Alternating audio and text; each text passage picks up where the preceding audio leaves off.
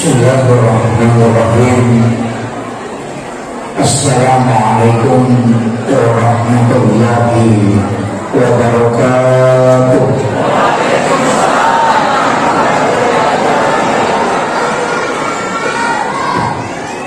Alhamdulillah, alhamdulillah rabbil alamin.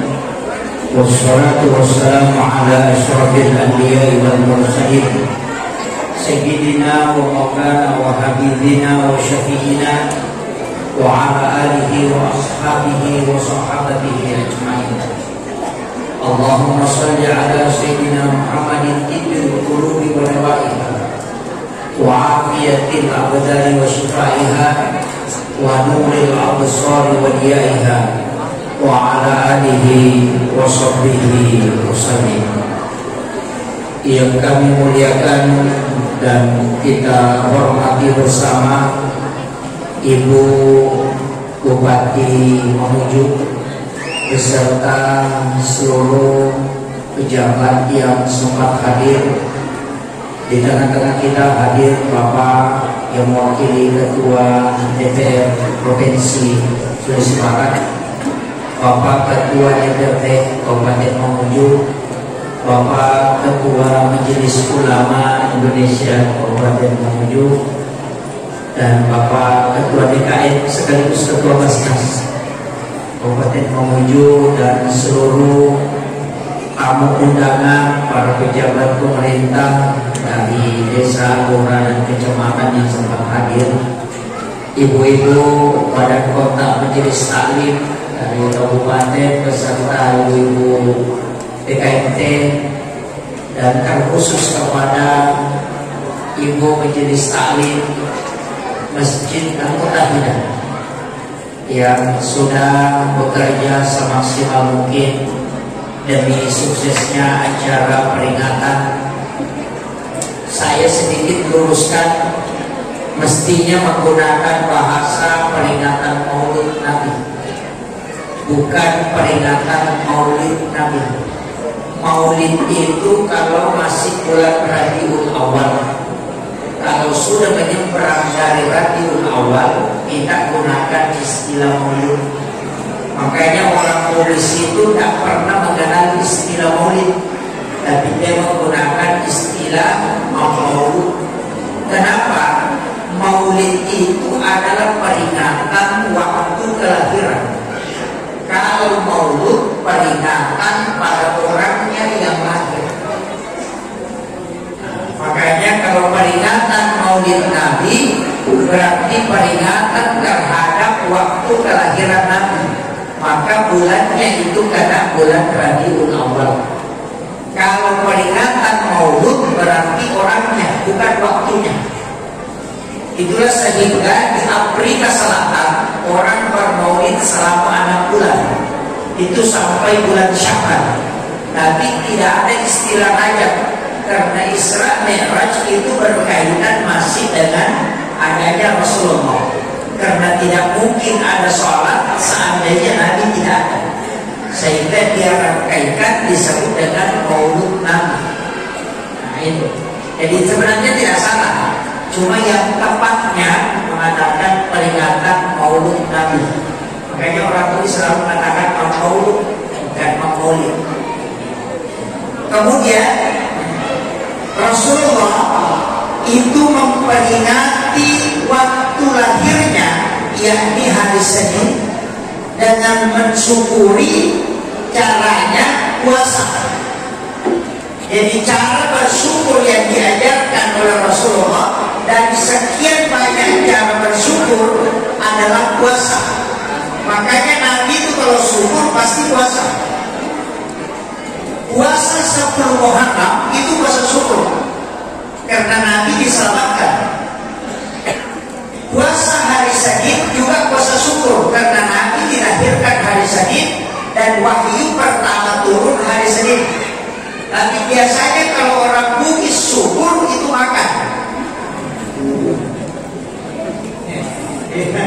Kan ini biasanya punya. Kalau syukuran makan-makan. Kalau Nabi syukur itu puasa. Jadi kalau kita syukuran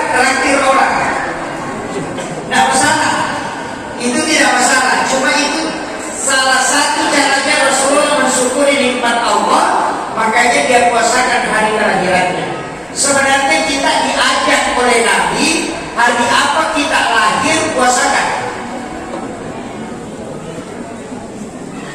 Itu sunnahnya di situ adalah puasa sunnah hari kelahiran. Seandainya Rasulullah dilahirkan hari Rabu, maka dia akan puasa hari Rabu. Seandainya Nabi lahir hari Kamis, maka dia akan puasa hari Kamis. Makanya ketika ditanya kenapa puasa hari Senin, Nabi mengatakan karena saya dilahirkan hari Senin.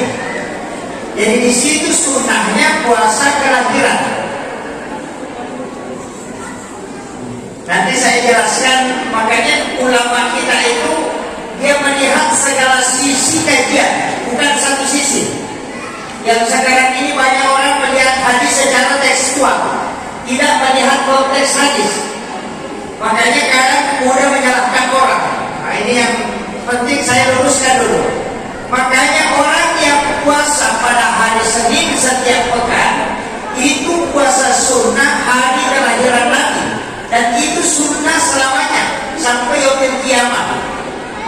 Yang kedua, siapa yang berpuasa pada hari kelahirannya, maka dia mengikuti Nabi sebagaimana Rasulullah mempuasakan hari kelahirannya, dan itu sunnah hatta yaumil kiamat.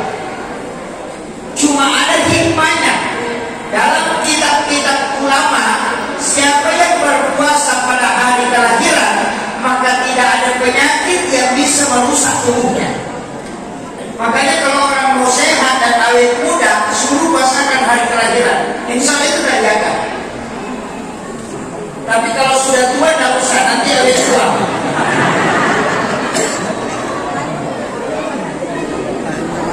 Termasuk ulama kita yang di Indonesia, termasuk kayak Habib Pasuruan, itu berpesan, orang yang puasakan, maka sahabat itu jarang sakit. Sakitnya itu palingan demam. Kemudian yang kedua sakit kepala, karena sakit ini tidak boleh hilang untuk orang beriman. Orang beriman itu pasti kena sakit kepala. Itu tandanya imannya masih dijaga.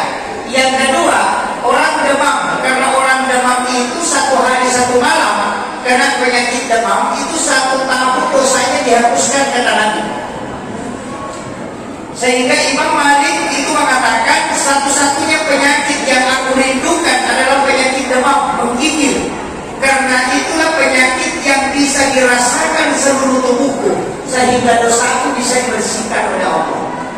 Makanya Hujjatul Islam Imam Ghazali itu kalau tidak sakit dalam 1 bulan itu menangis, takut kalau Allah melupakan dia. Itu Imam Ghazali. Kemudian dalam konteks peringatan Maulid ini yang banyak orang sekarang mulai menyalahkan dengan alasan perbuatan ini adalah bid'ah. Saya harus menyampaikan bahwa Maulid itu bukan bid'ah. Maulid juga bukan bid'ah, karena dia adalah takdir. Ingat, dia adalah takdir dan tidak bisa dihukumi. Maulud adalah orangnya yang lahir. Kalau maulid waktu lahirnya, apa hukumnya lahir? Tidak ada. Peringatan kelahiran, kalau mengatakan ulang tahun, ya bukan. Makanya maulid dengan maulud itu tidak ada hukumnya, itu takdir. Nah, nanti ketika kita memperingati perbuatan apa yang dilakukan di dalamnya, baru bisa melahirkan hukum. Saya ambil contoh, gelas ini tidak ada hukumnya, Pak.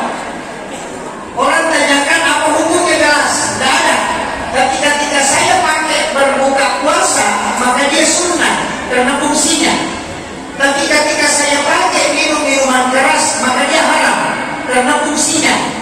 Sama dengan handphone. Ketika saya pakai mengaji dan mendengarkan ceramah, maka dia sunnah karena fungsinya. Tapi HP-nya tidak punya hukum. Tapi ketika saya pakai untuk menipu orang, maka dia haram. Bukan ke HP-nya, tapi fungsinya. Sehingga fungsi itulah yang menarik bendanya, sehingga dihukumi menjadi haram. Maulid itu tidak ada hukumnya, Pak. Tapi ketika orang mendengarkan ceramah, mendengarkan ayat suci Al-Quran dibacakan, kemudian silaturahmi kemudian mendengarkan dakwah Islam, maka dia menjadi sunnah karena perbuatan di dalamnya. Tapi ketika orang bermaulid kemudian berlomba-lomba merebut makanan, kemudian menginjak-injak makanan, maka dia menjadi haram karena perbuatannya. Jadi maulid tidak bisa dihukumi kecuali ada langkah hukum yang terjadi di dalamnya. Maka itulah sehingga Hadratus Syekh Hasyim Asy'ari mengharamkan maulid syiar akidah yang menginjak-injak makanan dan melempar-lempar makanan kemudian berjoget di dalam masjid. Ini yang diharamkan, tidak semua maulid. Jadi kalau ada mengatakan maulid ini bid'ah, itu keliru, karena dia bukan hukum. Ini dulu yang harus kita luruskan sebelum saya lanjutkan, karena nanti kalau tidak paham jadi masalah juga. Masjid ini adalah masjid yang punya sejarah, karena yang mendirikan adalah ulama besar. Dan ulama itu bukan sembarang ulama, tapi makamnya masuk pada makam waliullah. Itu Muhammad Tahir, atau yang dikenal di masyhur dengan Imam Lapeo, adalah waliullah yang sangat masyhur, bukan hanya di Sulawesi Barat, tapi bahkan dikenal di Indonesia. Makanya para habaib itu banyak yang datang menziarah beliau, karena koneksi kewalian itu pasti tahu. La ya'riful wali illal wali. Tidak akan dikenal seorang wali kecuali wali yang mengenalinya. Guru kita yang mulia, yaitu Muhammad Tahir, itu masjid ini, itu ruhnya beliau masih ada. Itu tidak boleh lepas, karena ulama itu meletakkan saja benda itu dengan doanya. Makanya masjid ini masih mengandung berkah. Yang kedua, tidak terbangun satu masjid dimanapun itu berada kecuali tetesan air mandi Rasulullah pernah jatuh ke situ. Jadi jangan anggap remeh masjid, Pak. Itu harus dijaga betul, karena nanti itu dimandikan dari air sumur Gars. Bapak Ibu kalau ke tanah suci Mekah, ada waktu ke Madinah, nanti di Madinah itu naik mobil ke satu tempat di mana sumur itu diambil airnya untuk dimandikan Rasulullah. Sumur itu disebut dengan sumur Gars namanya. Bisa kita buka di Google. Itu ambil airnya, bawa pulang ke Indonesia. Nanti kalau kita meninggal, ambil air itu, suruh keluarga kita campurkan ke air mandi kita. Itu untuk mendapatkan keberkahan dari air mandi Rasulullah, bukan air Zam-Zam. Nanti itu dimandikan bukan menggunakan air Zam-Zam, tapi menggunakan air sumur Gars.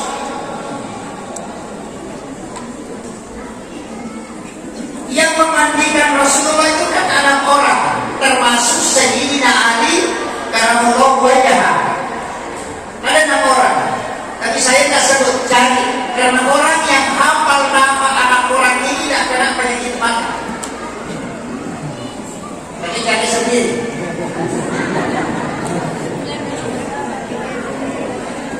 Itu Rasulullah ketika hidup dia berwasiat, kalau aku wafat, mandikan aku dengan air sumur Gars. Nah, sahabat mengambilkan, dan itu ketika Nabi Sayyidina Ali menyiram air mandi ke Rasulullah, itu tidak jatuh ke tanah, justru berputar ke langit. Itu tidak jatuh ke tanah. Nanti hujan pertama di hari Jumat setelah Rasulullah wafat, air mandi Rasulullah ini mengikuti tetesan air hujan. Di mana ada jatuh air mandi Rasulullah, pasti dibangun satu masjid di situ sebelum dunia kiamat. Itu kuncinya. Makanya dari situlah sehingga setiap masjid itu terkoneksi langsung dengan nurnya Rasulullah. Nanti kita akan bahas Nur Muhammad. Saya akan bahas dari sisi dimensi tasawuf dan juga dimensi ilmiahnya. Kalau kita mengkaji secara ilmiah, saya ngaji tasawuf sama beberapa ulama itu tak hatam-hatam sampai hari ini. Masih ngaji sama guru Habib Muhammad Mursyid Tarekat Salawatiyah Sudir Makassar. Saya pernah ke beberapa daerah untuk ngaji, mengambil barakahnya para ulama. Tapi tidak banyak, masih lebih pintar ulama kita di Sulawesi Barat. Di Mamuju ini masih ada ulama kita yang sambung sanadnya langsung ke Guru Kiai Muhammad Tahir. Mestinya kita mengambil barakah di situ. Makanya sebenarnya saya itu malas masuk ke Sulawesi Barat, karena seakan-akan anak TK yang mau ngajar anak SMA itu apa itu. Saya ini Pak, ini ilmu tidak banyak, hanya karena doanya ulama kita di Sulbar ini luar biasa.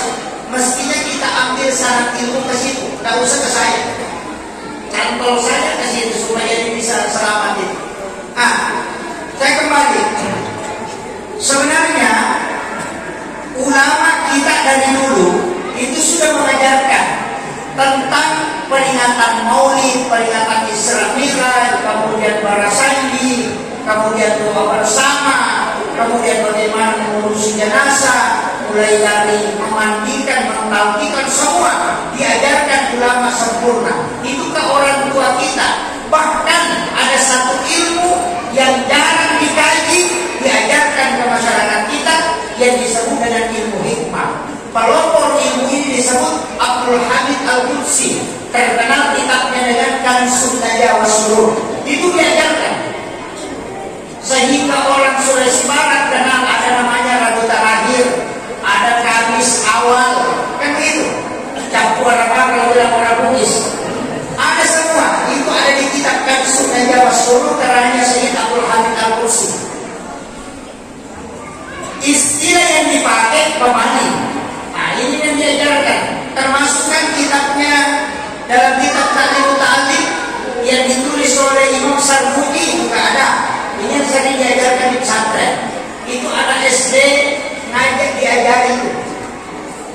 Tidak boleh menggunakan pakaian yang sementara dipakai sebagai lap. Itu menolak rezeki selama 40 hari. Iya, tidak boleh menyapu di dalam rumah di malam hari, karena itu mengusir malaikat rahmat dari rumah. Itulah sehingga ketika kita masuk ke dalam rumah, kita disuruh mensalami. Faizan al buyutakum fasallimu alaihi, maka ketika engkau masuk ke dalam rumahmu, maka salami dirimu dan orang-orang soleh. Siapa itu? Makanya dibaca Assalamualaikum warahmatullahi wabarakatuh, Assalamu alaina wa ala ibadillahi sholihin. Sehingga makhluk-makhluk kayak jin, syaitan itu keluar dari rumah. Yang tinggal itu malaikat rahmat. Tapi jangan menyapu di malam hari. Kalau terpaksa harus menyapu, sapu ke dalam, jangan sapu keluar. Itu di kitab-kitab ulama sudah ada, Pak. Orang tua kita dulu ajarkan, tapi dia pakai istilah pemani. Kenapa pemani? Kalau ada istilah pemani berarti ilmu hikmah, bukan ilmu fikih. Kalau fikih itu haram, makruh. Kalau hikmah pemani. Kalau tasawuf mustahab. Makanya pisahkan ilmunya. Ini ada ilmu fikih, ada ilmu hadis, ada ilmu tafsir, ada ilmu hikmah, ada ilmu tasawuf. Kalau ngaji tasawuf ya akhlak, kalau ngaji fikih ya hukum, kalau ngaji akidah ya tauhid. Dan bisa digabung. Sama dokter, ada dokter jantung, ada dokter kulit, ada dokter saraf. Kalau jantungnya bermasalah jangan ke dokter kulit, tidak ketemu itu.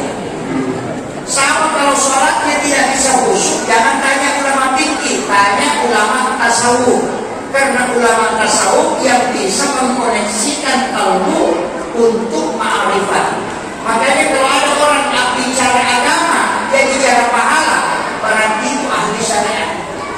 Kalau dia bicara hakikat, maka dia berarti itu ahli tarekat. Jadi masing-masing beda. Kalau ada Rasulullah bilang pahalanya sekian, oh itu pas syariat itu.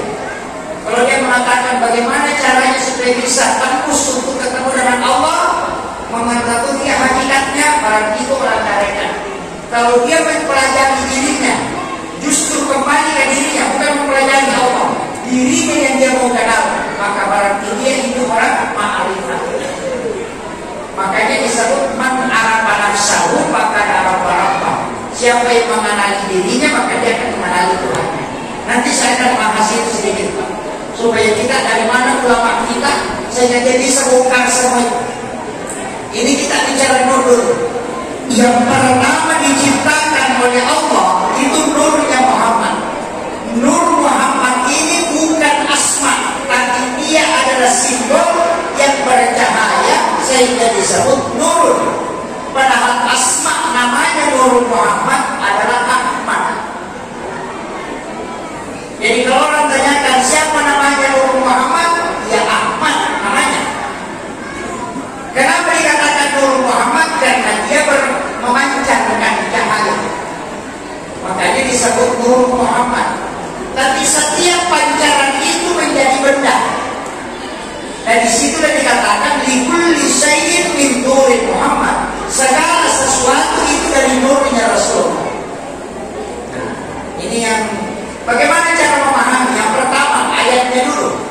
Allah Subhanahu wa taala berfirman, "Qad ja'akum minallahi nurun wa kitabun mubin."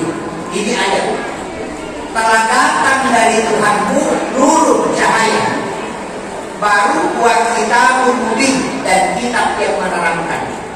Makanya Al-Quran, Taurat, Injil, Zabur itu belakangan. Yang pertama itu adalah nurnya Muhammad. Nah, nur inilah yang disolawati para malaikat. Nur ini juga yang disolawati Nabi Adam. Ketika Nabi Adam menikah di dalam surga, maharnya ketika dia nikahi Hawa itu sholawat 11 kali. Nabi Adam kan protes, Pak. Ini dalam kitab Risalah. Nabi Adam itu kan protes. Protesnya bagaimana? Ketika disuruh sholawat kepada Nabi, dia katakan, "Wahai Jibril," masih jawab dengan Jibril, "Wahai Jibril, adakah yang diciptakan sebelum aku? Kan aku yang pertama. Kok ada yang saya sholawati?" Jibril mengatakan ada. Dia adalah Ahmad. Dia Nur Adam. Nabi Adam kan mengatakan, "Enggak, saya mau melihatnya." Kemudian malaikat Jibril itu mengangkat sayapnya, sehingga nur itu melintas di bawah sayapnya Jibril. Karena malaikat Jibril juga tidak bisa melihat, makanya dia tutup dengan katupan sayap supaya nurnya Muhammad lewat di bawahnya. Karena nurnya Jibril juga dari nur Muhammad. Itu kuncinya. Makanya ketika dia lewat itu kan Nabi Adam mencelupkan kepalanya karena tidak bisa melihat. Itu juga yang membuat Nabi Musa pingsan di Bukit Tursina. Jadi yang Allah tampakkan itu bukan nurullah, tapi nurnya Muhammad yang ditampakkan sampai gunung meletus dan Nabi Musa itu pingsan. Itu juga yang menyebabkan Nabi ditutupi oleh awan. Ketika setiap keluar jalan pasti ada awan menutupi Nabi. Bukan Nabi takut hitam, tapi matahari yang dijaga.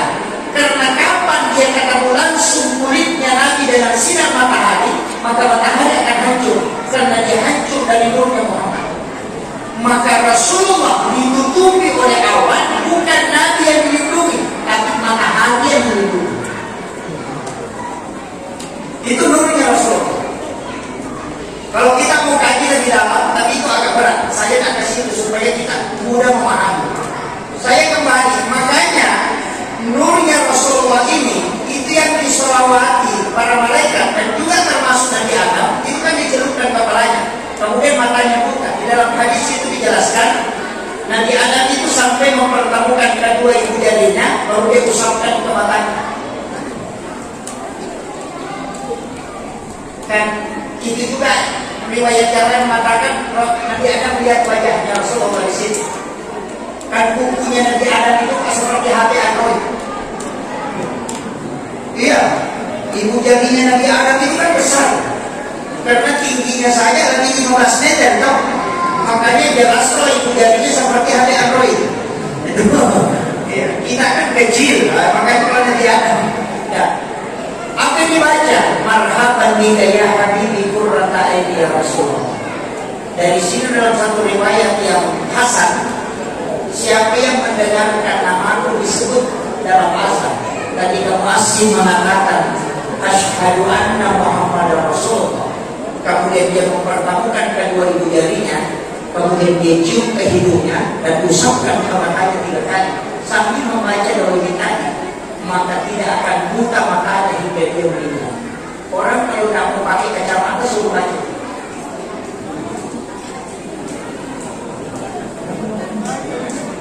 Hafal? Kalau tak hafal, maka yang kedua, nanti kalau berwudu, itu kan wudu itu kan 3 kali, sebenarnya 1 kali wajibnya. Kita membasuh 1 kali, kalau sudah basuh semua itu sudah sah. Tapi kenapa diulang 3 kali? Karena itu untuk membersihkan semua dosa sampai tetesan terakhir itu. Tapi ketika kita membasuh muka, buka mata, jangan tutup. Ketika kita mencuci muka itu, jangan tutup mata, buka. Jadi mata terbuka itu sambil kita basahi. Niatkan untuk obat. Insya Allah orang itu tidak buta matanya.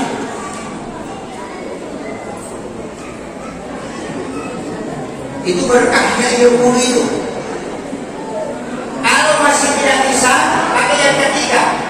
Kalau sementara mengaji, tapi harus mengaji. Dapat ayat Sami'un Basir, singkat. Letakkan kedua ibu jari di dua ayat itu. Di kalimat Sami'un letakkan ibu jari kanan, pada kalimat Basir letakkan ibu jari kiri. Baru masukkan ke langit-langit bersamaan. Baru usapkan ke mata 3 kali, baru tarik ke telinga. Di kuping ini tekan sedikit. Nanti berdagu kecil baru kita baca la haula wala quwata illa billahi wa huwal aliyyul azim. Orang itu tidak akan buta dan tidak akan tuli hingga dia meninggal. Itu dijaga pandangannya dan perjalanannya. Itu dibaca sama kita dari dulu loh. Kalau masih tidak bisa, pakai yang keempat, ukur kacamata berbayar.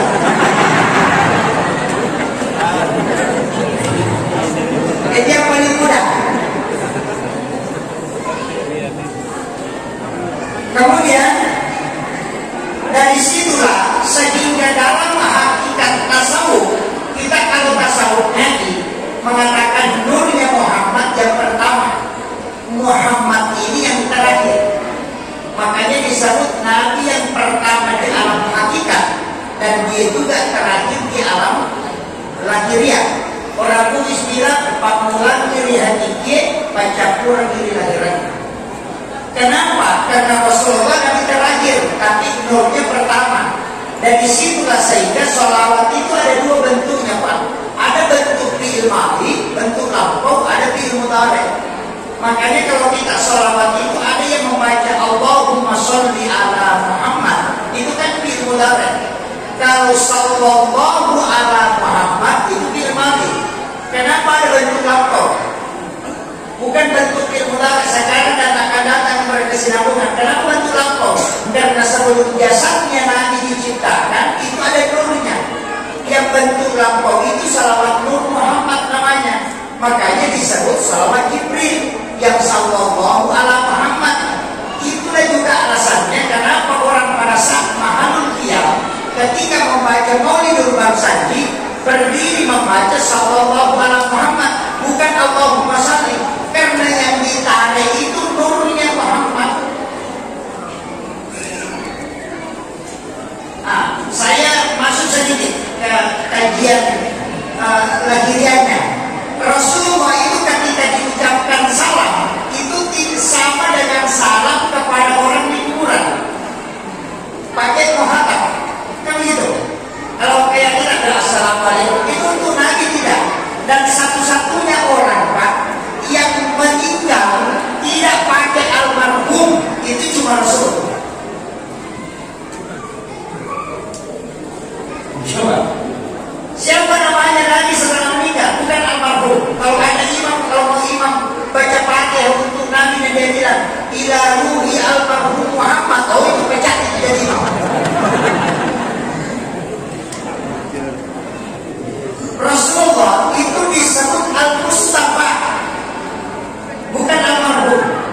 Kemudian yang kedua, hanya ada 2 orang di muka bumi ini sejak diciptakan pertama sampai kiamat yang diperingati kelahirannya. Cuma 2. Yang pertama adalah Rasulullah, yang kedua Nabi Isa. Nabi Isa tidak diperingati kematiannya karena memang dia diangkat oleh Allah dan akan turun di akhir zaman. Yang Isa bin Maryam min manaratil bayda fi yaumil jumu'ah, kata Nabi. Tapi Rasulullah yang wafat itu diperingati bukan kematiannya, justru kelahirannya. Ulama diperingati kematiannya, makanya disebut haul. Kalau Rasulullah tidak, justru kelahirannya. Kenapa?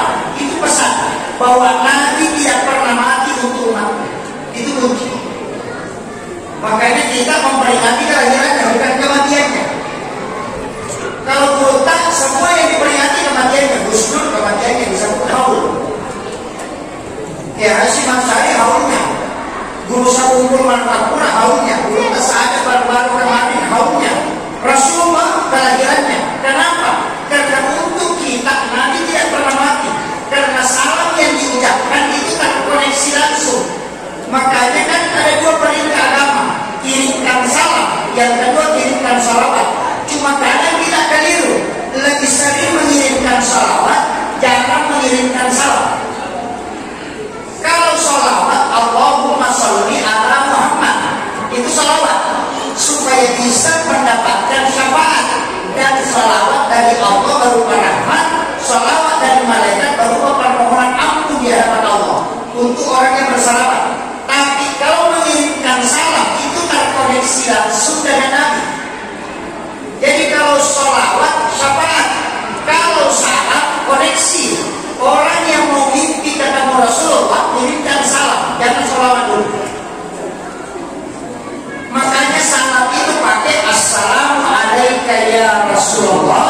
Assalamu alayka ya Habibullah, Assalamu alayka ya Sayyidi, Assalamu alayka ya Aba Ruh, Assalamu alayka ya Taha, Assalamu alayka ya Yasin. Itu namanya salam,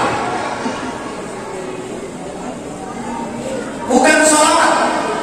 Makanya ustaz itu kalau naik ceramah, yang pertama dia bilang, mari kita mengirimkan salam dan sholawat. Tapi dia cuma kirim sholawat, tidak kirim salam. Ini yang jarang. Makanya koneksikan diri kita dengan Rasulullah, karena Rasul yang langsung bilang, siapa yang mengirim salam kepadaku, maka pasti aku akan menjawabnya. Kenapa? Karena Allah memberikan keistimewaan kepadaku mendengarkan semua salam yang diucapkan oleh umat. Itu hebatnya Rasulullah. Kalau salawat ada yang melapor, bedanya dong. Kalau salawat ada malaikat yang jemput bawa ke kuburannya Nabi. Cuma keistimewaannya karena dilaporannya dua. Satu dilapor ke Allah, nanti ada dilapor ke Nabi. Yang laporannya ke Allah menjadi rahmat, yang dilapor ke Nabi menjadi syafaat. Makanya satu-satunya ibadah yang punya dua dimensi pahala itu cuma salawat. Kalau bapak sholat, laporannya ke Allah, tidak dilapor ke Nabi. Bapak mengaji, laporannya ke Allah, bukan ke Nabi. Tapi kalau bapak sholawat, dilapor ke Allah, dikali 10 kalau satu kali dari atas itu turun. Yang dilapor ke Nabi itu syafaat. Itu hebatnya Rasulullah. Makanya satu-satunya orang yang bisa memberi syafaat cuma dia. Karena otoritas ibadah itu ada pada dia. Nabi yang lain tidak ada. Makanya Nabi disebut rahmatan lil alamin. Allah disebut Rabbul alamin. Itu bedanya. Makanya nanti ini adalah karakter. Tapi kalau saya membahas itu nggak sampai sunnah selesai.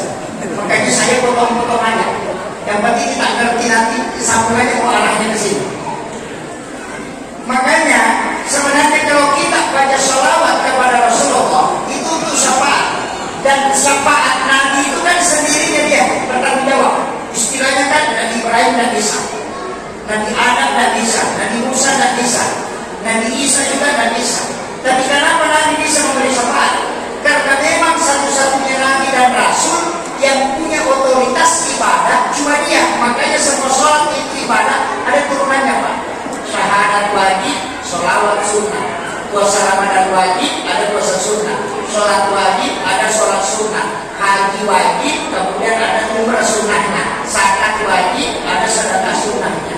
Kenapa ada wajib, ada sunnah? Yang wajib ini untuk rahmat, yang sunnah ini untuk syafaat. Makanya satu-satunya bisa memberi otoritas syafaat itu Nabi. Karena dia diberikan wewenang, ada sholat yang dipikulkan ke dia. Kalau umatmu kerjakan Muhammad, kau bisa selesaikan dia nanti. Urusanmu itu. Begitu. Tapi untuk yang wajib, Allah mengatakan urusan jangan dihitung pahalanya karena saya membalas. Tapi untuk yang sunnah, urusan Muhammad bukan urusan itu. Makanya Nabi mengatakan kerjakan dua-duanya. Kalau kau kerjakan yang fardu, kau tidak dapat dari Allah, nanti saya menjadi jaminan. Itu hebatnya Rasulullah. Makanya celaka betul orang itu kalau sholat wajib dan tidak sholat sunnah. Karena kalau tidak bisa lolos ibadah wajibmu, pasti masih ada sunnah. Kan begitu. Sama jika saya ibu bupati, kalau ibu bupati tidak kasih lolos kata Pak Wakil.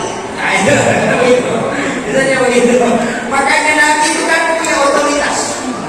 Kenapa dia beri otoritas? Karena ibadah ada otoritas ibadahnya. Kalau Nabi Ibrahim perintah Allah ya perintah Allah, tidak ada perintah Ibrahim. Kalau Nabi Musa perintah Allah, tidak ada perintahnya Nabi Musa. Makanya Nabi Muhammad dikasih khususnya. Karena dia minta kalau haji itu kan satu kali aja perintah haji. Nabi mengatakan, tunggu dulu ya Allah. Kalau umatku kau kasih perintah haji saja, berarti cuma satu kali berangkat dalam 1 tahun. Nah Masjidil Haram dan Masjid Nabawi pahalanya besar. Di sana ibadah besar dan mudah berdoa, cepat diijabah. Weh, rugi umatku itu. Nah beda umurnya, tidak sama umat terdahulu. Ada 900 tahun umurnya.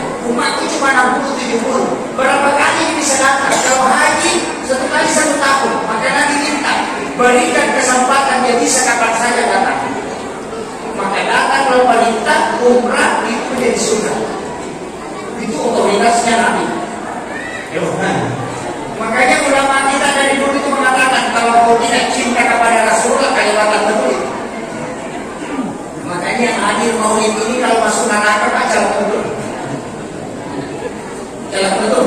Kenapa? Karena kita sudah dikasih otoritas jaminan oleh Nabi. Saya itu buka hadis tentang bagaimana Rasulullah menjamin kita, itu luar biasa. Sampai-sampai Nabi kan mengatakan yang penting dia syahadat dan meyakini syahadatnya. Dan dia cinta kepada aku dan cinta kepada Allah, saya akan menjadi jaminannya.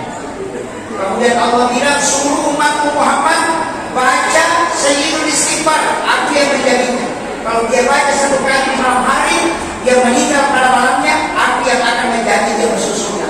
Kalau dia baca di siang hari, kemudian meninggal di siangnya, akan menjadi jaminannya. Baru nanti tersebut. Ya. Makanya kalau Bapak Ibu hafal Sayyidul Istighfar, itu jaminan betul itu. Makanya kalau saya tidak usah khawatir. Saya begitu Pak, takut sekali mati. Sedikit-sedikit kalau sakit, tidak mati juga masih banyak dosa ini. Sekarang saya tidak banyak pahala, saya tidak banyak amal, saya banyak dosa, tapi tidak takut mati. Kenapa saya tidak takut mati? Saya sudah yakin bahwa Nabi sudah full memang janjinya. Bayangkan, gimana kita takut? Di sakaratul maut, Nabi sudah katakan, tidak ada sakarat untuk kematian, tidak ada kematian, tidak ada sakaratnya. Tapi aku sudah memohon kepada Allah untuk umatku sakaratnya penghapus dosa. Itu Nabi minta. Yang kedua, asap kubur. Nabi sudah minta. Ada satu surah di dalam Al-Quran, itu suratul Mulk. Siapa yang membacanya kata Nabi, rutinkan, maka itu adalah perisai. Makanya disebut surah Al-Murji'ah. Suratul Mulk itu baca sekali saja dalam sehari semalam, itu sudah menutupi dari asap kubur. Itu Nabi yang minta itu. Kemudian siratan mustaqim, kita takut lewat situ, Nabi sudah ajarkan. Ada beberapa doa Pak, termasuk kalau mendapat syafaat, itu doa yang terakhir Quran surat Taubah, laqad ja'akum. Baca 7 kali itu di waktu maghrib, 7 kali di waktu subuh. Nabi yang akan menuntutmu masuk surga, dia yang jadi. Subhanallah. Masa kita tidak bisa? Yang paling gampang Pak, inna a'tayna al-kautsar. Siapa yang cinta surah ini kata Nabi dan menghafalnya, maka dia akan masuk ke dalam surga dengan syafaat. Kenapa? Karena surah Al-Kautsar adalah surah yang menenangkan hatiku ketika anakku Ibrahim wafat. Jadi ketika anak laki-lakinya Rasulullah wafat, itu hatinya sudah bulanan, sehingga tiapnya aras itu goyah.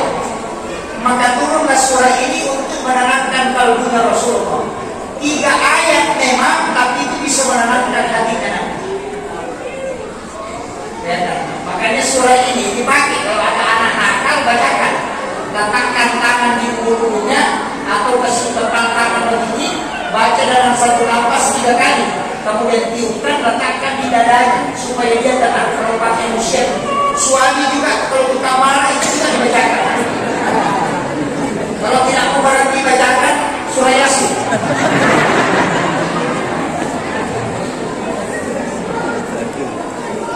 Ini dekat laut Pak. Kalau naik ombak besar itu baca surah itu. Naik pesawat kemudian jadi cuaca, cukup baca di telapak tangan, sentuh dinding pesawat. Kalau kita masih di pesawat, sentuh. Kemudian baca 1 kali, tenang itu. Ibu-ibu kalau memasak, masakannya tidak masak. Selama periuknya masih panas, tidak usah nyalakan kompor. Ambil saja garam, bacakan surah Al-Kautsar, letakkan di atas penutupnya. Kalau periuknya dingin, itu makanan di dalamnya masak juga. Itu berkahnya surah Al-Kautsar itu. Makanya orang juga mengatakan di Saisara itu kan juga surah Al-Kautsar, supaya makanan itu tidak habis. Ibu goreng telur atau goreng apa, kalau tidak mau meletus, biasakan minyaknya meletus. Kuncinya bacakan surah Al-Kautsar ketika meletakkan yang digoreng itu tidak akan meletus. Itu hebatnya surah Al-Kautsar. Itu ulama dulu sudah pakai. Cuma kita pakai Al-Kautsar baca aja. Orang dulu itu pakai bisa hari-hari. Makanya ulama dulu kita itu ajarkan ilmu hikmahnya. Cuma sekarang orang lagunya yang dipermata, tapi tidak pernah memanfaatkan Al-Quran ini dipakai dalam 20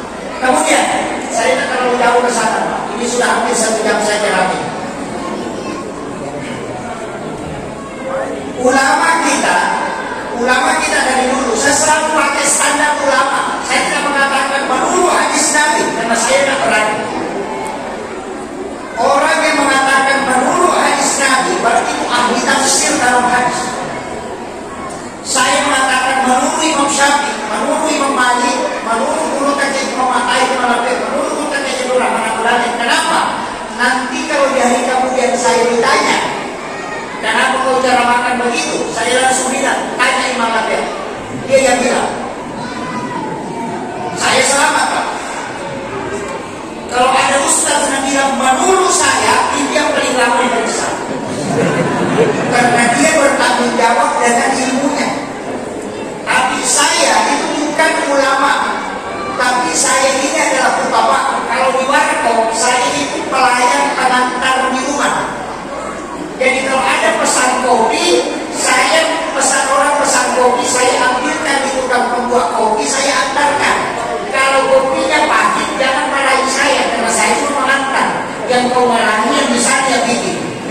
Nanti jadi kemudian kalau saya ditanya kenapa pendapatmu begini, saya bilang saya ikut dia, tanya dia. Tapi kenapa kita ikut sendiri? Kenapa kita ikut di Malabeo? Kenapa kita ikut burung kajian orang mana-mana? Karena mereka jadi wali. Wali itu pasti kekasih Allah. Maka apa yang dilakukan para wali di masyarakat jangan tinggalkan. Apa yang dilakukan guru utama? Maulud, silakan lanjutkan. Raja, silakan lanjutkan. Doa bersama, lanjutkan. Isra Miraj, laksanakan. Kemudian adakan syukuran kalau hatam Quran, laksanakan. Ada acara 7 hari, laksanakan. Jangan tinggalkan. Karena seandainya itu dibenci oleh Allah, tidak mungkin pelakunya menjadi wali. Seandainya dibenci, dilaknat, dan begitu. Kok dia bisa jadi wali? Padahal ini dia lakukan setiap hari, setiap tahun maulid, bahkan sampai 4 bulan bermaulid, tapi diangkat menjadi wali. Berarti apa yang dilakukan disukai oleh Allah dan Rasul. Kalau ada mengatakan tidak maulid, masuk neraka, kasih tahu kenapa yang dimalapkan jadi wali. Dia maulid saja tahun. Tapi coba balik pertanyaan, coba yang melarang orang maulid, Pak, ada ulamanya jadi wali? Itu tidak ada. Makanya saya tanya mengikut mana? Itu hanya kuncinya. Saya itu tidak banyak dalil. Cuma sekarang ada orang mencuci otak kita supaya apa yang dilakukan hari ini semua salah. Sama kalau bapak bawa ayam ke pasar, bawa ayam putih ke pasar, langsung ada orang sekompol 5 orang. Ayo kita kalau itu orang supaya dia bilang itu bukan ayam. Datang yang pertama tanya, berapa harga itu bebek? Tidak bukan bebek, ayam dijual. Kalau ini yang satu datang lagi namanya, tanya, berapa itu bebek? Lagi itu pusing. Bebek betul mungkin bisa. Karena sudah juga bilang bebek. Nah saya bilang ayam. Bebek pusing itu, mulai dibima.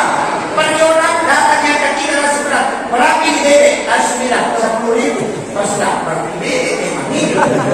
Begitulah caranya orang mencuci otak yang kita lakukan sekarang. Datang satu, mau tidak boleh. Datang lagi yang kedua, mau tidak boleh. Maksudnya mungkin tidak boleh memang. Padahal ulama dari dulu sudah memberitahu dari ini. Ini yang saya harus luruskan, supaya kita paham betul bahwa agama ini ada jalurnya, tidak terputus itu. Cuma ada yang memotong sekarang, tapi banyak juga memang salah.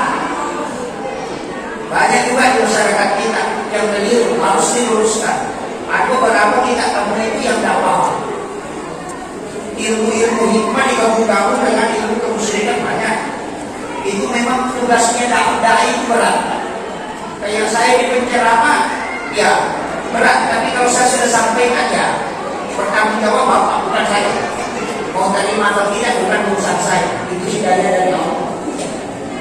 Kemudian nurnya Rasulullah, saya kasih tahu, Nabi itu dilahirkan, itu sudah bawa mujizat. Apa mujizatnya Nabi? Yang pertama mantu Rasul, itu terpotong tali pusatnya. Nabi itu tidak ada plasentanya, karena plasenta itu adalah makanan bayi dalam kandungan, sedangkan Nabi tidak butuh itu. Yang kedua, Rasulullah lahir itu mampu makan, istilahnya sudah berjelak. Nabi itu sudah berjelak. Yang ketiga, terhitan. Makanya Nabi itu tidak ada yang menghitan, karena itu terhitan otomatis. Kemudian Nabi itu lahir, Pak. Ini ada di kitab Risalatul Anbiya. itu 4 pojok Ka'bah itu mengeluarkan suara. 4 sudut Ka'bah itu ada suara yang keluar, tapi tidak ada orang yang membaca. Cuma dengarkan suara, kayak kalau di masjid kayak ada suara dari dalam. Di Ka'bah itu di 4 pojoknya ada suara keluar, tapi tidak ada orang membaca. Hanya orang yang di sekitar Ka'bah itu mendengarkan suara itu. Apa suara pertama? Kana ja'akum minallahi nurun wa kitabun mubin. Di pojok kedua, wa qul ja'al haqq wa sahaqal batil innal batila kana zahuqa.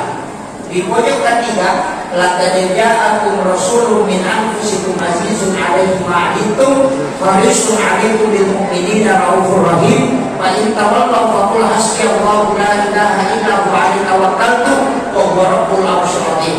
Di pojok keempat, ya ayyuhar rasul balligh anni ma unzila ilaik. Inilah ayat yang disebut para ulama-ulama sufi dulu, ayat yang lahir bersama Rasulullah. Kira itu nak ada tahu sampai ayat si dia dan kita. Kapan dipakai? Kalau pindah rumah baru. Makanya orang pindah rumah baru itu azan di setiap pojok. Sebenarnya azan itu hanya untuk menutupi ayatnya. Padahal itu yang dibaca. Kalau orang baru naik ke rumahnya, kalau naik rumah baru, langsung ikutnya arah tawaf. Jadi ikutnya arah tawaf. Itu perlawanan ada yang jauh. Kalau kita mulai bisa langsung ke sudut, makanya orang tua dulu bilang ada namanya posisi bola, supaya dia bisa berawal dari situ. Karena kalau tidak ada posisinya, datang gimana dia mulai? Makanya dia pikirkan di sini saja pusatnya. Makanya dia langsung ke sudutnya. Itu sudut pertama namanya. Langsung kita menghadap ke sudut, ucapkan salam ke Nabi, baru baca sholawat, baru baca qad ja'akum minallahi nurun wa kitabun mubin. Baru berjalan ke sudut berikutnya. Baru baca wa qul ja'al haqq wa sahaqal batil innal batila kana zahuqa. Baru pindah ke pojok ketiga, baru baca laqad ja'akum sampai ke pojok keempat. Kenapa itu dibaca? Siapa yang membaca qad ja'akum minallahi nurun wa kitabun mubin di pojok pertama ketika dia naik ke rumahnya, maka orang itu rumahnya tidak akan dimiliki. Biar dia tinggalkan itu jadi tempat. Yang kedua, pekerja Allah wasakal batin inal batil akan nasabuka. Kalau ada pencuri naik di situ, dia tidak jalan turun. Itu makanya ulama dulu itu pakai. Jadi kalau ada penjahat naik, dia ambil barang di rumah, itu tidak bisa turun. Kecuali dia lepaskan barang itu, dia bisa jalan turun. Selama dia bawa itu barang, dia tidak jalan turun. Makanya dia dibaca. Saya tidak pulang. Kalau ada apa ya sama. Makanya ini juga ayat yang menyebabkan api di benua Paris itu padam. Sehingga ulama mengatakan siapa yang membaca 4 ayat ini, 5 ayat sebenarnya, kalau kita jatuh itu kan 2 ayat terakhir atau apa? Siapa yang membaca di pojok rumahnya, maka biarpun rumah itu dibakar oleh orang tidak akan terbakar, karena itu menyebabkan api di benua Paris padam. Makanya orang tua dulu kan pakai. Ini ilmu ini Pak sebenarnya lama disembunyikan. Di kitab Iyana kita bisa temukan beberapa padilah-padilah membaca sirah kami. Tapi kalau dalam kitab-kitab hikmah itu memang harus kita kaji.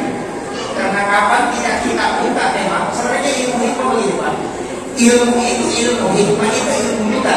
Kenapa disebut ilmu hikmah? Karena ada ilmu yang lahir dari ilmu. Jadi ilmu yang lahir dari ilmu kayak babi, kenapa diharamkan? Karena di dalamnya mengandung cacing pita. Itu namanya hikmah pengharaman. Makanya ketika kita buka disebut ilmu hikmah. Jadi ilmunya ada, hikmahnya juga ada. Makanya disebut ilmu hikmah. Termasuk apa? Kita kalau makan, Pak, itu dilarang melangkahi makanan. Itu dari dulu sudah dilarang. Makanya disebut pamani. Kalau kita makan kan biasa makan ada ikan di sini, di sana ada ayam, kita ambil ayam. Dengan menyeberang begini itu tidak boleh. Kan ada orang makan kayak eskavator tangannya. Ya, ambil semua yang jauh itu taruh begini. Orang yang mengambil makanan yang bukan di depannya itu malah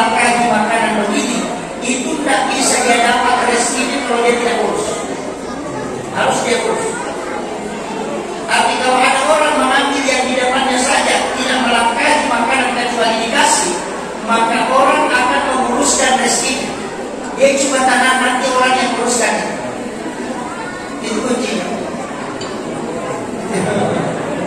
Makanya ulama kita dari dulu sudah tahu itu. Dari situ orang Bugis makanya pakai baki. Kan ada baki tahu. Itu baki kan bisa diputar. Itu hikmahnya. Makanya dia mengatakan ada tamu supaya beradab kasih baki. Itu demi menjalankan ilmu hikmah. Itu yang orang nggak termasuk kan banyak larangan-larangan itu. Cuma kalau dalam ilmu hikmah larangannya disebut pamali. Yang dimaksud pamali kalau kau kerjakan nampak ngaluri kehidupan duniamu, tapi kau tidak berdosa. Termasuk potong kuku dong. Kita kan kalau potong kuku dari mana? Jadi telunjuk, jadi telinga, jadi manis, jadi kelingking, jadi jari. Itu diawali dari tangan kanan. Dan usahakan memotong kuku hari Kamis atau hari Senin atau hari Jumat. Orang yang memotong kuku dari jari telunjuk ke sini baru kembali ke sini itu tidak kena penyakit kulit. Termasuk pano tidak kena itu. Itu buktinya. Itu ada di kitab Al-Bukti. Karena Syekh Abdul Qadir Al-Jilani. Kita bisa bukti. Dan banyak kesalahan ketika kita memotong kuku itu tidak berwudu dulu. Nanti sudah memotong kuku baru berwudu itu terbalik. Mestinya berwudu dulu baru potong kuku supaya kuku yang lepas dalam keadaan suci dan dia tidak pernah berhenti bersikir hingga dia hancur. Itu kuncinya. Termasuk menggunting rambut, bersuci dulu. Tapi jangan bawa ke bencong, itu masalah lagi.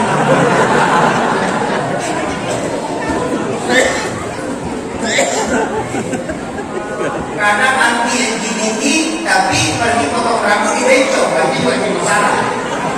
Dan ini lagi membutuhkan saya lanjut. Makanya dalam agama begitu ada ilmunya. Tadi termasuk saya katakan wanita itu kalau makan tidak boleh membuka rambut, membuka kulit. Kan ada wanita yang makan itu tidak boleh. Wanita itu kalau makan dia menutup dirinya. Hanya baju wanita itu dia buka. Nanti kalau mengunyah itu rahangnya itu bergerak. Itu sebenarnya ilmu yang paling bagus untuk rumah tangga. Karena orang yang merapat bibirnya ketika mengunyah itu suaminya pengantin baru sejak malam.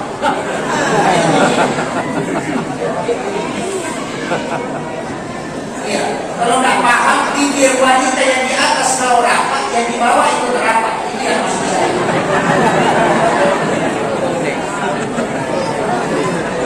Makanya disebut ilmu hikmah. Banyak kok, banyak.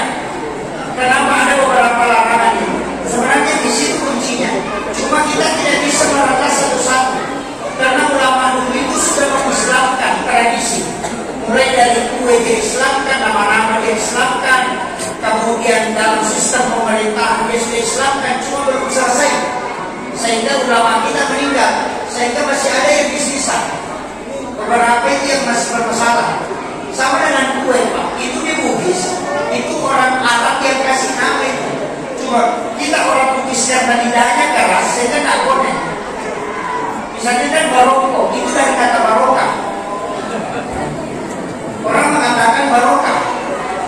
Nah, sebenarnya kan barokah. Makanya dia bilang barokah, kita bilang baroko. Sholawat kan begitu kan? Sholawat itu kan dari suara. Makanya Al-Qadiri ngidin dan dirimani Al-Qadiri sholat itu kan dari salah. Kita juga kan dari salah. Makanya kuenya orang Bugis itu punya simbol semua.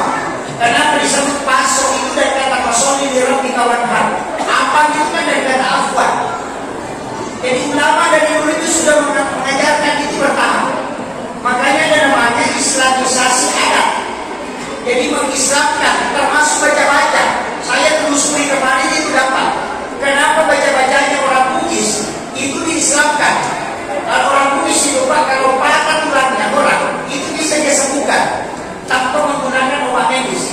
Cuma ambil air, sebut namanya nadinya tulang, dengan nadinya air, dia suruh nadinya itu mengobati. Kemudian dia siramkan tulang yang pecah itu akan keluar dari kulit. Itu hebatnya ilmu orang Bugis. Tapi baca-bacanya pakai baca-baca Bugis. Datang orang Arab itu dari Al-Qadiri dari Yaman itu melihat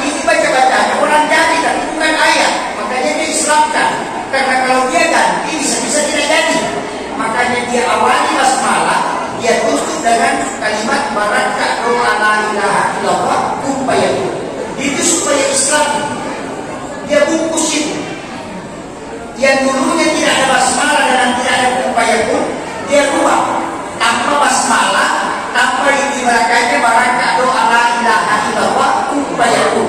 Karena tidak ada yang bisa menyembuhkan kalau bukan Allah. Kita hanya mengobati. Dan disitulah saya dokter itu menulis di depan prakteknya, mengobati segala macam penyakit, bukan menyembuhkan. Begitu.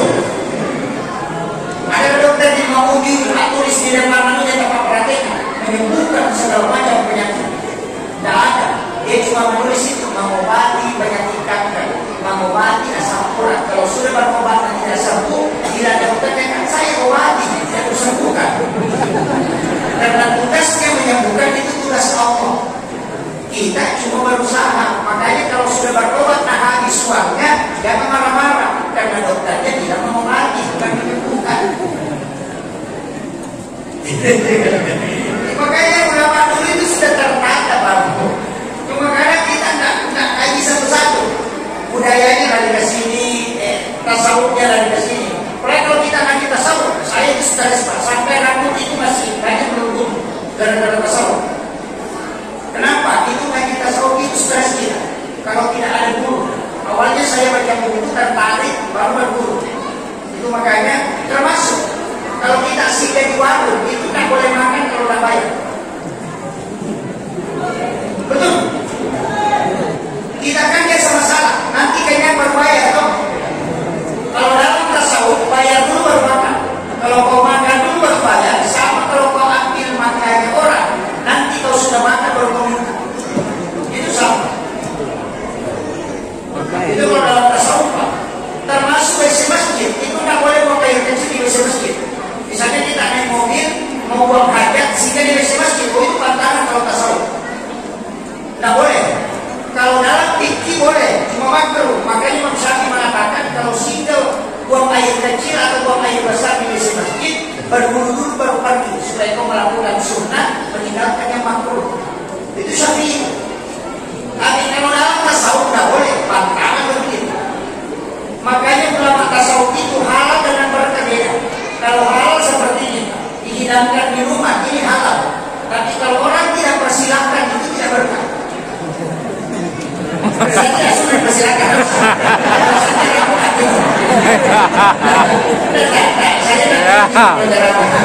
Maksud saya ini contohnya. Makanya kalau kita akan pesta pernikahan, orang tuangkan air panas atau teh, kemudian dia tidak persilahkan, ulama masuk itu tidak itu. Karena dia mengatakan ini belum berkah. Itu bedanya. Makanya kalau ngaji tasawuf berat, berat sekali.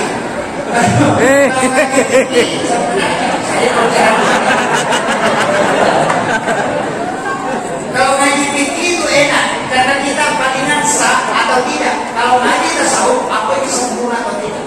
Makanya di tasawuf itu mengatakan kalau ada pakaian kau malu pakai ketemu dengan ibu bupati atau pacaman, mestinya kalau di malu pakai ketemu dengan Allah. Karena begitu. Kita mau sholat pakai daster yang setiap hari dipakai melakukan terlihat. Padahal ini daster kita tidak bisa pakai kalau ke pasar karena malu. Mau ke pesta pakai yang bagus, pesta kita bagi kemudian kita. Nah kita ingin datang ke Allah itu ragu. Di mana ada pun di hadapan Allah. Itu kan kalau ulama kita dari begitu mengkaji.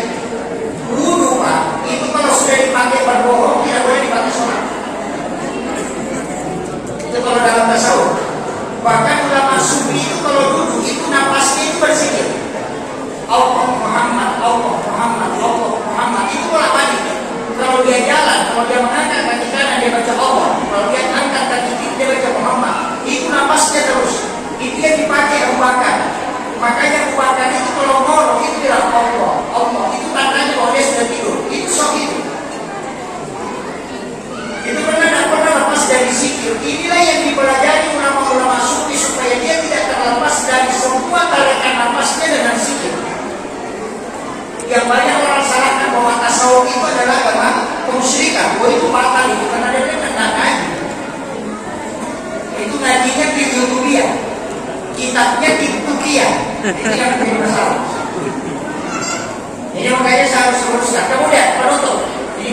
jam setengah saya ceramah. Tapi udah jauh.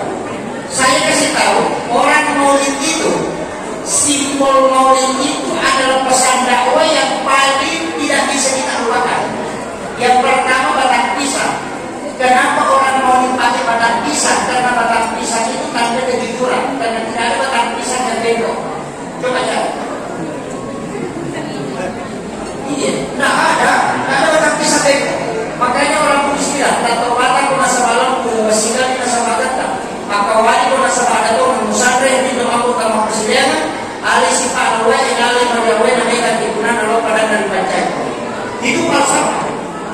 Yang kedua, pisang itu Pak kalau tidak pernah berbuah kemudian ditebang, pasti naik daunnya, walaupun akarnya sudah hilang. Kenapa? Pisang berpesan, saya tidak mau mati kalau belum ada hasil. Itu pesannya. Yang ketiga, kalau pisang berbuah tidak pernah dilihat buahnya, yang kedua pasti daunnya. Maka itu pesan, semua yang kau lakukan awali dari paling keikhlasan masuk. Makanya ulama dulu itu mengambil pesan agama itu dari benda itu. Makanya disebut tapaul, bahasa Bugisnya sempurna. Nabi itu bertapaul betul Pak. Di mana tapaulnya Nabi? Akikah anakmu dengan dua kambing ketika laki-laki yang sama besar. Kalau dia sama besar, satu yang kau masukkan. Kenapa? Anakmu kalau dia dewasa tidak bisa berlaku adil. Kalau anak perempuan, lihat kaki depannya. Kalau tidak sama besar, jangan jadikan akikah karena anakmu nanti tidak bisa akur dengan saudaranya. Itu sudah tapaulnya. Masakan akikah dengan bumbu yang manis, jangan pedas, supaya tidak ada orang yang membenci anak-anak ketika dia besar. Jangan patahkan tulangnya yang memanjang dan jangan remuk tulangnya yang melingkar, supaya anakmu tidak patah tulangnya hingga dia melingkar. Potong habis rambutnya, jangan kau sisa walau hanya selamat. Timbang dengan harga emas, ambil emasnya, kau sedekahkan supaya anakmu bisa jadi orang di dalam masyarakat. Itu janji Nabi, tidak pernah lepas itu. Itu namanya tafaul yang meningkat ke sunnah. Ini ulama tidak dulu sudah ajarkan, tapi kita kan tidak adukan. Termasuk kalau akikah ajak tentang nama Pak Solo. Iya, kalau ada anak dia nikahi jangan ambil Pak Solo, selesai saja. Kenapa? Anak tak belum selesai sudah ada pekerjaan yang tunggu. Tapi kalau tadi mati Pak Solo tidak halal. Halal itu karena pemberian orang, tapi lihat nanti anaknya. Biar dia memandangkan di mana susah diterima. Itu kunci. Akhirnya